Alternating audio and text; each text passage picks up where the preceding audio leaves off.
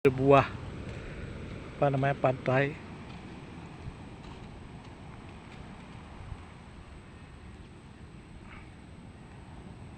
Tapi di sini ada industri, home industri, industri perikanan. Mereka menjemur ikan di sini, ikan asin. Ada produksi ikan asin di sini banyak.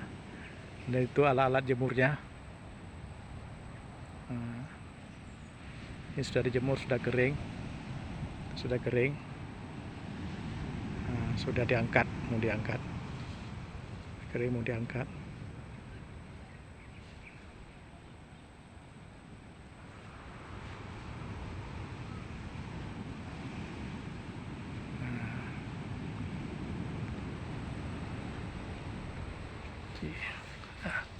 Kita lihat dari dekat, ada sinnya.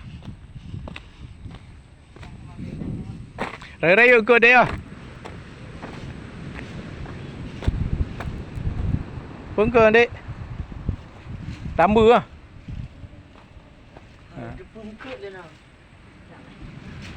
Ini bahasa Aceh ikan rambu nih, besar-besar. Oh, ikan pisang ah. Ini udah dibikin ikan asin di sini. Ikan pisang nih jadi ikan asin. Ini udah kering. Kacau dek. Ini udah kering. Pada mbah 3 kilo dek.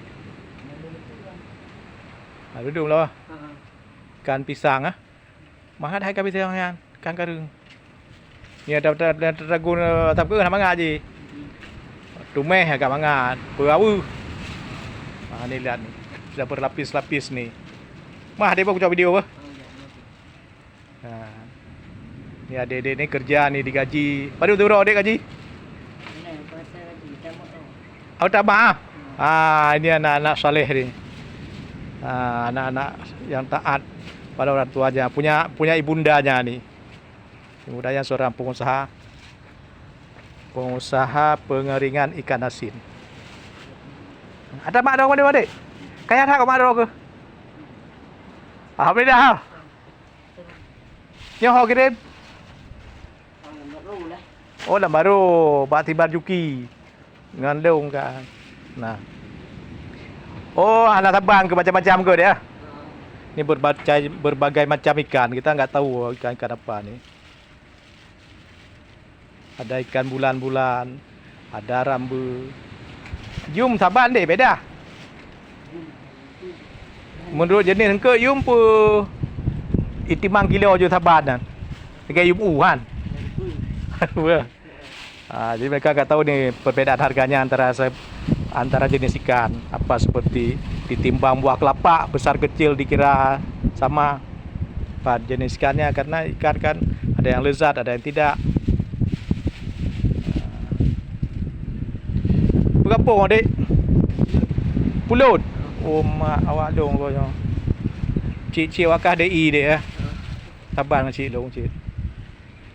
Ada buah pawang leman madum. Jadi inilah dia.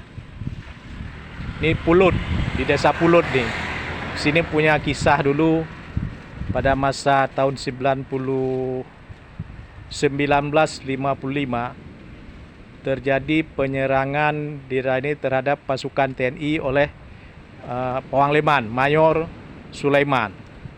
Mayor Sulaiman ini adalah Panglima Komandan Batalion Darul Islam di Lepung dan Ho. Dia menembak pasukan TNI mati.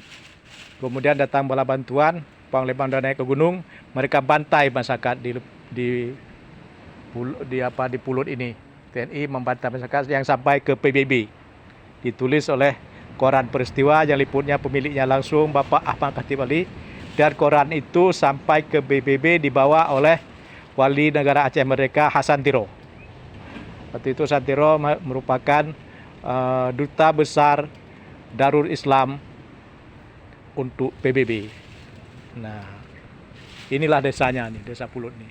Ini desa bersejarah berkaitan dengan Darul Islam. Ada ke depu cerita yang dek? Cerita itu coba Pulut ke depu? Dengar ada. Jagam. Hah? Jagam. Oh, gam nak ini ojit. Oh. Awaknya CDI. Nah, Yang pada kilo kira-kira anda madu beli tabah layu tu.